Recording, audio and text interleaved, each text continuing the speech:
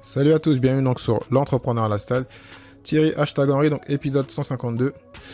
Aujourd'hui, donc, je vais te parler donc, de comment devenir un meilleur entrepreneur. C'est un épisode en solo où je vais te partager des discussions que j'ai eues dernièrement avec certains podcasteurs et aussi donc entrepreneurs que j'ai eu qui ont bien voulu donc partager. Comme tu sais, j'ai sorti donc un livre, donc on a beaucoup discuté, beaucoup échangé avec donc des invités et aussi donc d'autres entrepreneurs. Et donc je voulais te faire un sujet donc sur comment devenir meilleur entrepreneur. Il me semble qu'il y a 12 points. Il y avait tellement de points, il y a plus d'une vingtaine, je me suis dit je vais en retirer. Ça faisait un peu trop. Surtout que je fais pas des épisodes solo très longs.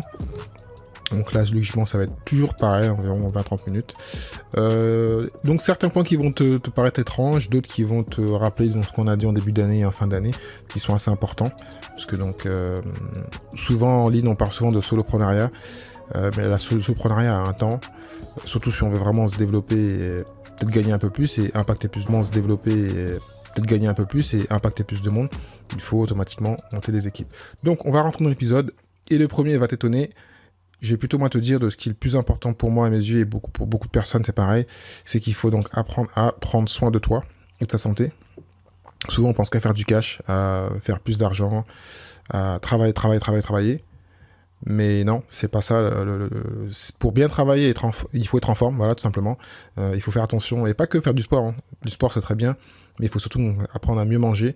Et comme on a un business qui demande beaucoup d'énergie, que ce soit mentale et physique, ça dépend après donc quel type d'entrepreneur vous êtes. Hein.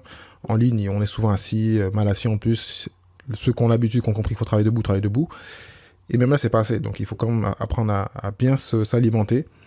Sans vous orienter, moi je suis pas là pour vous orienter, hein. Ceux qui le savent sachent que je suis ce qu'on appelle céto-végétarien, mais vous pouvez donc manger autrement. Il faut juste savoir quoi manger, comment manger, peut-être faire des jeûnes, enfin, on va pas trop rentrer dans la santé, mais faire attention à ça parce que plus vous aurez d'énergie et plus ce sera plus simple pour vous pour gérer vos équipes, pour gérer votre business.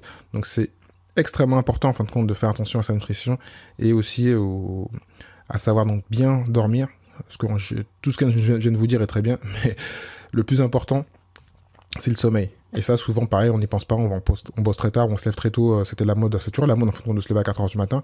Mais moi qui me lève tôt, 4h, j'ai pas souvent fait, et je préfère pas, moi c'est plutôt 5h30, 6h, on va dire. Et même là, en général, je bosse pas à cette heure-là, ou rarement, c'est plutôt donc, je m'occupe de moi, que ce soit donc du stretching, du yoga, enfin tout ce qu'il faut donc pour pouvoir être en forme, manger, je réagir à la famille, puis après le boulot viendra. Le boulot c'est bien, mais techniquement il vient pas en premier. Il faut donc d'abord s'occuper de soi et puis si on est bien, tout le reste va aller. Ensuite, donc deuxième point, apprendre à être focus et faire donc une seule tâche, d'être un expert entre parenthèses, hein, et d'être. J'ai déjà fait un épisode il y a 1 an et demi sur la multitâche, et à savoir que en faisant ce sujet, il y a que 2% de la population qui est multitâche. Et bien sûr, quand je dis ça, la plupart des gens qui sont là en ligne, qui écoutent, vont dire ah moi je suis multitâche. En fin de compte, non, il y a 2%, c'est rien. Quand on regarde le nombre de personnes qu'on est dans le monde, donc la plupart d'entre nous, c'est quasiment la majorité, on est bon pour une seule tâche. On ne peut pas faire plusieurs tâches. Et pourtant, on aime bien en faire plusieurs. On va savoir pourquoi. Donc, naturellement, l'esprit humain n'est pas capable de travailler sur 2 tâches, donc il ne faut pas se prendre la tête. Il faut donc entre choisir une ou deux. J'ai même développé un peu plus tard sur un autre sujet, sur un autre point. Oui, il faut donc directement donc, se mettre 1 ou 2 missions le matin et automatiquement se focaliser sur ça pour bien le faire et ensuite passer à une autre. Donc ça, c'est un art, il faut apprendre à le faire. Mais oubliez donc le multitâche parce que donc c'est pas naturel, tout simplement. Aussi, donc apprenez des meilleurs. Moi, c'est ce que je fais toutes les semaines quand j'ai des invités, de discuter, de partager avec eux. Et donc ça, c'est vraiment un avantage, bien sûr, de lire et d'écouter d'autres podcasts sur le business. Pas que sur le business, hein, comme j'ai dit, il y a aussi la santé, il y a aussi donc le développement personnel. Donc il y a plein de gens aussi d'entrepreneurs qui sont passés avant nous dans le domaine. Je dis souvent, comme dit Tony Robbins, qu'il faut apprendre à émuler. Il y a des gens qui ont créé d'autres podcasts, qui ont créé des blogs, qui ont créé des e-commerce actuellement. Bon, moi, j'ai une activité Amazon où j'ai un coach, donc une personne qui connaît mieux que moi. Et quand je parle avec lui, voilà, je suis éclairé, je vais plus vite, tout simplement. Au lieu de m'embêter, c'est bien des fois. Moi, j'aime bien aussi chercher un peu à apprendre. Mais c'est plus simple de prendre un petit rendez-vous d'une demi-heure. Et là, tout est débloqué et vous avancez plus vite. Donc, apprenez des meilleurs, que ce soit par la lecture, par le podcast, par le blog. Et bien sûr, le meilleur, hein, c'est par la proximité. Être proche des gens qui ont réussi et d'émuler une personne qui a réussi, de voir tout ce qu'il a fait, de répéter ce qu'il a fait. Voilà. Et bien sûr, de se l'approprier, de le faire à sa façon. Un élément que j'aime beaucoup aussi, c'est ne pas prendre les noms pour une réponse. Ça, c'est un truc que j'ai appris en vente, hein, parce que je suis toujours dans le domaine de la vente, et pour moi, la vente, c'est super important. Et donc, ce qu'il faut faire, souvent, quand on est entrepreneur, on a souvent des noms. On veut faire financer sa boîte, on va avoir des banques à nous dire non. On veut vendre un client, on va dire non. C'est comme l'épisode qu'on a vu, que je mettrai le lien que j'ai fait avec Nicolas Caron. La vente, c'est comme ça, le business, c'est comme ça. On a plus de non que de oui, mais c'est pas grave. C'est là qu'on monte ton caractère, comme j'aime bien reprendre la phrase de Jim Rohn qui dit donc le non construit le caractère et le oui le business, eh ben c'est ça. Il faut toujours aller de l'avant et c'est ceux qui vont se prendre des ports, apprendre à devenir meilleurs et qui vont pouvoir réussir. Et en plus, souvent le non, il faut plutôt le prendre comme un défi. Ça va vous permettre de réfléchir, de devenir meilleur, de dire voilà, mais comment je peux faire, comment je peux avancer, comment je peux passer cette étape et cette période. Donc souvent demandez pourquoi quand on vous dit non, même si la plupart du temps les gens ne vous répondent pas. Ça nous permet aussi donc de devenir humble, hein, parce que quand on prend autant de non, on est un peu différent, parce qu'il y a la plupart des gens ont peur que tu refuses. Donc là, en tant qu'entrepreneur, ça va, comme j'ai dit, donc construire votre carapace et vous allez donc devenir plus humble. Et vous savez en fin de compte quand tu vas en fin de compte aller voir quelqu'un, discuter avec quelqu'un, qui va te dire non. Après, il ne faut pas avoir l'esprit négatif et y aller juste pour prendre son non. Il faut mettre un oui en tête. Si on dit non, ben savoir pourquoi. Et peut-être que la prochaine fois que vous reverrez cette personne pour une négociation, pour un deal, pour un partenariat, ils vont dire oui. Et c'est quelque chose qui m'est arrivé souvent dans le podcast. Hein. Des gens avaient refusé de venir en tant qu'invité. Je leur demande une deuxième fois, une troisième fois. Pourtant, dans le podcast, je le fais moins que dans la vente, naturellement. Mais bon, et en fin de compte, des gens ont pris au deuxième, troisième rendez-vous, ben, ils disent oui, que ça m'intéresse. Donc, voilà, il faut vraiment garder ça en tête, que les noms c'est logique et qu'il faut insister. Et le but c'est pas d'avoir que des oui, mais une bonne partie de oui. Voilà. Et oui, mais une bonne partie de oui. Voilà. Et dans le même esprit, ce qui va avec, c'est ne pas avoir peur d'échouer. Parce que dans tous les cas, ça va être quelque chose qui va nous arriver. Donc, c'est naturel d'échouer malheureusement en tant qu'entrepreneur et en tant que personne. Hein. Quand vous faites du vélo, pour apprendre à faire du vélo, vous allez tomber. Quand vous allez commencer à créer un business, vous allez faire des erreurs, c'est pareil. Voilà. Et j'aime bien me prendre l'exemple des business angels ou des VC, ce qu'on appelle des ventures capitalistes. Ils savent très bien, en fin de compte, que sur 10 deals, ils auront donc peut-être 4-5 deals qui vont pas réussir. Ils vont avoir 2-3 deals qui vont juste gagner un peu d'argent et ils vont avoir 1 ou 2 deals qui feront un carton. Voilà. Donc il suffit que dès qu'on a cet esprit-là, on sait que c'est normal d'échouer et qu'il faut donc, en tant qu'entrepreneur, faire des tests. Moi, actuellement, on a sur l'activité Amazon, on a un produit qui marche moyennement bien. Et on en a 6-7 qu'on est en train de sourcer, qu'on va sortir. Voilà, on sait très bien qu'il y en a 1 ou 2 qui vont marcher et le reste, on va avoir du mal. C'est la vie d'entrepreneur. S'il n'y avait que de la réussite, tout le monde le ferait. Avec tout ça, donc, restez affamé, vraiment restez ambitieux.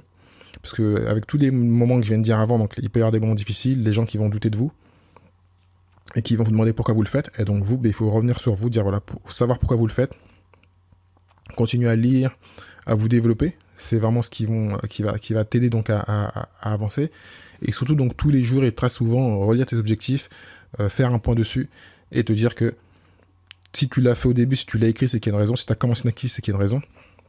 Et comme j'avais dit dans un épisode, souvent ceux qui ne restent pas affamés, souvent on pense que les fermetures d'entreprises après donc 2-3 ans, c'est à cause donc des problèmes de trésorerie, c'est vrai, mais la plus grande partie, c'est ces gens qui sont ennuyés, qui savent plus pourquoi ils sont là et ils en ont marre, parce que c'est tellement dur, l'entrepreneuriat est tellement dur, la part du temps, qu'il faut donc avoir une grosse carapace, être assez costaud et avoir un vrai pourquoi et toujours regarder ses objectifs, pourquoi, à qui vous voulez rendre service et pourquoi vous voulez le faire. Qui va encore un peu dans le même esprit, ne pas stagner, parce que donc le monde va vite, surtout dans le monde du web marketing par exemple, où à un moment c'était la mode, c'était Facebook, après on passe sur Pinterest, après on passe sur TikTok. Les choses vont très vite, même sur une plateforme qu'on croit maîtriser, à un moment ou un autre, quelqu'un arrive, il y a des nouveaux systèmes arrivent, un nouvel algorithme, et donc on n'est plus dans les temps. L'entrepreneuriat, il y a plein de choses qui sortent, même si les bases restent les mêmes, hein, il faut foncer, savoir vendre, mais il faut toujours évoluer avec son temps et ne pas penser qu'on connaît tout parce qu'on a une réussite. Donc, et c'est ce que j'aime bien dire ça, en fait, quand souvent même une personne qui réussit, j'aime bien parler donc l'entrepreneur pour moi c'est un champion ou une championne, et le champion en fait il pense toujours au prochain trophée. Donc même si vous avez réussi, tout va bien, il faut vous dire voilà, le business c'est un peu les montagnes russes, donc si vous êtes bien, il faut se préparer à une descente, comme actuellement à une crise, et donc il faut se dire voilà, il faut que je devienne meilleur, il faut que j'apprenne de nouvelles choses.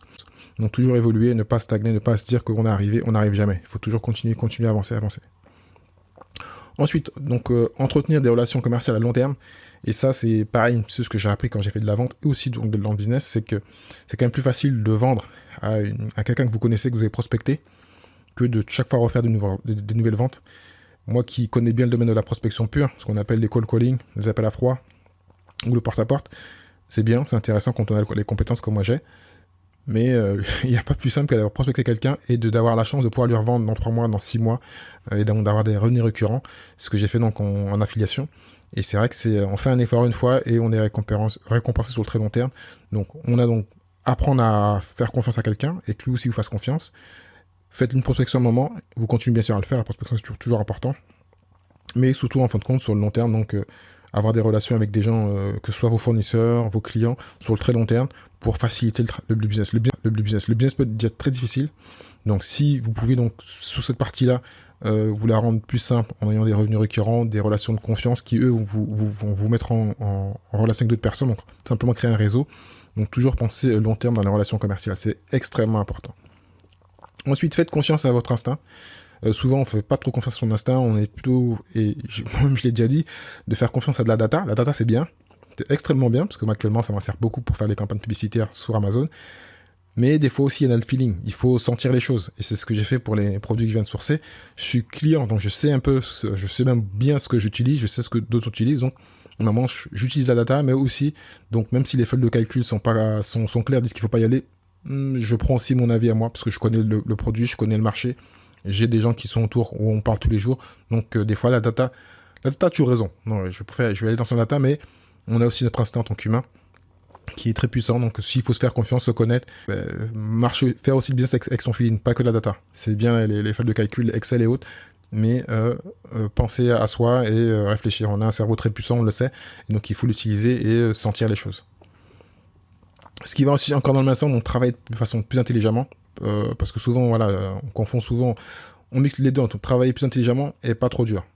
Souvent, on travaille trop dur. Quand on comprend bien, c'est logique de travailler dur. Il faut faire décoller la fusée, mais après, il faut être plus intelligent, en employant donc les meilleurs logiciels, en faisant travailler son réseau, donc toujours son réseau, et bien sûr, c'est le point qui va venir après, en embauchant une équipe et prendre des gens vraiment intelligents. Donc, le point qui suit, donc embaucher des personnes pour gérer des tâches dans lesquelles on n'est pas bon. Et ça, il y en a plein.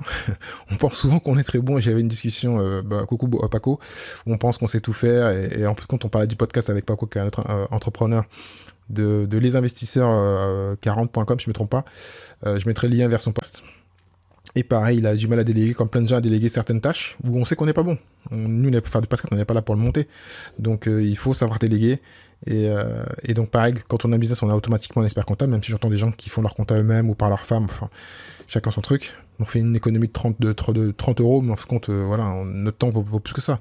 Donc, il faut toujours employer des gens qui sont complémentaires à nous et apprendre à déléguer. C'est pas facile, c'est vrai que surtout dans le monde du web marketing, on sait qu'on peut faire beaucoup de choses tout seul avec des bons logiciels, mais voilà.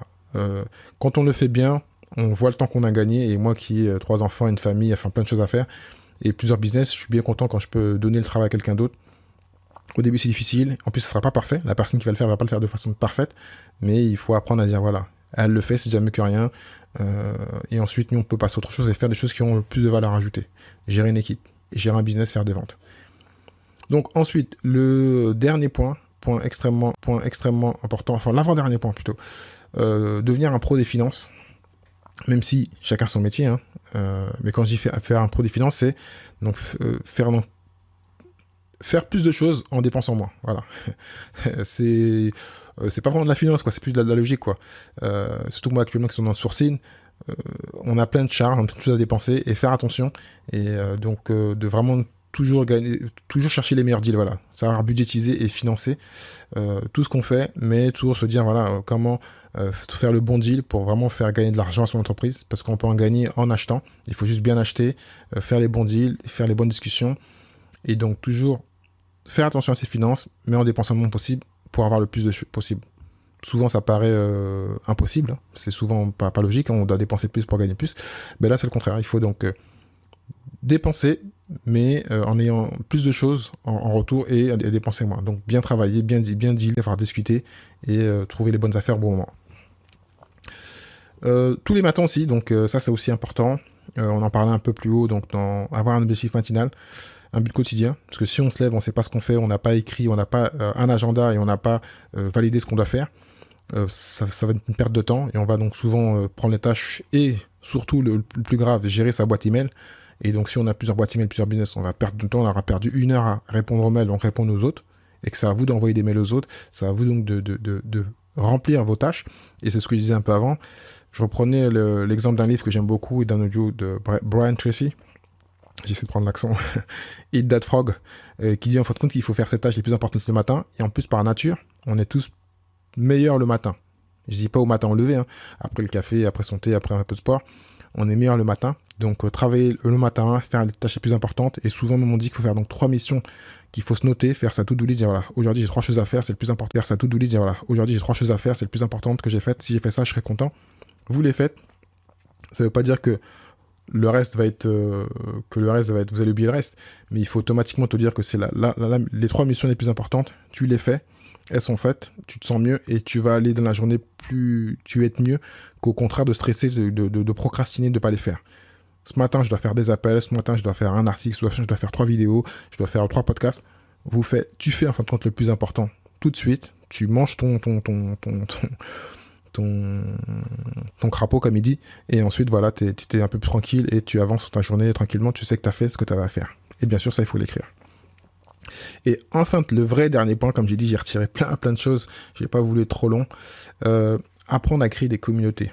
Oui, ça peut paraître surprenant, mais c'est vrai qu'on est dans un monde de réseaux sociaux, de communautés, et quand t'as des business, et moi qui viens de développer un nouveau business, même s'il a 1 an, je vois l'importance de créer des communautés, des gens qui sont fans de toi et qui veulent en fin de compte d'abord ce que tu t'as proposé, mais voilà, on n'achète pas un étranger.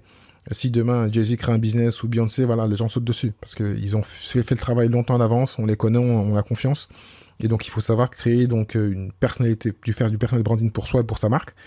Mais aussi donc créer des communautés, des gens qu'on va pouvoir donc qui vont pouvoir nous porter. La communauté peut vous porter. Et comme je le dis, on est dans un monde donc, où les réseaux sociaux sont extrêmement importants. Les réseaux sociaux, ce qu'est le début, ils vont prendre encore plus de place, qu'on aime ou qu'on n'aime pas. Hein. Moi, je suis pas dingue d'y être dessus matin, midi et soir, mais que le business y soit et que nous on vende dessus. Voilà, pas juste être quelqu'un qui consomme, mais quelqu'un qui est actif. Donc, et les fans, n'importe quel business, je pourrais te citer au moins 10 marques. Elles sont autour de ça, même si elles dépensent certains pour des fois payer, avoir donc des fans. Mais autour de ça, il y a quand même des gens qui sont naturellement fans et qui feraient la publicité et qui le font en plus souvent la publicité gratuitement, qui partagent des liens, qui partagent des contenus, et le monde est comme ça. Donc il faut aller vers là et apprendre à créer des communautés. Donc voilà pour les 12 ou 13 points, je sais même plus, c'est tellement ce qu'on citait, je vais même pas te reciter, hein, je vais te laisser donc réécouter l'épisode. Vraiment là, il y a vraiment beaucoup de points. Le plus important, j'ai dit au début, donc la santé et donc savoir prendre soin de soi. Donc si tu as des questions, si tu as des commentaires, n'hésite pas à les poser donc à contact@thierry-henry.fr. Je rappelle que j'ai un livre qui est sorti, donc Podcaster Pro. Si toi tu veux faire comme moi, parler à une audience, développer une audience et ensuite pouvoir donc proposer des services ou vendre des produits, n'hésite pas. Et donc merci à toi d'avoir écouté cet épisode de l'Entrepreneur Lifestyle jusqu'à la fin. Si tu as aimé et que tu penses que cela peut aider ou intéresser quelqu'un que tu connais, donc partage cet épisode, like-le, commente-le et bien sûr mets ma note numéro 5 s'il te plaît. Donc cela va m'aider à continuer à pouvoir monter dans les classements de toutes les bonnes plateformes de podcast, hein, iTunes, Spotify, enfin tu les connais. Si tu souhaites donc recevoir les épisodes directement dans ta boîte email, envoie-moi un email à contact@thierry-6.fr, contact@thierry-6.fr. Je te dis au prochain épisode. Ciao ciao.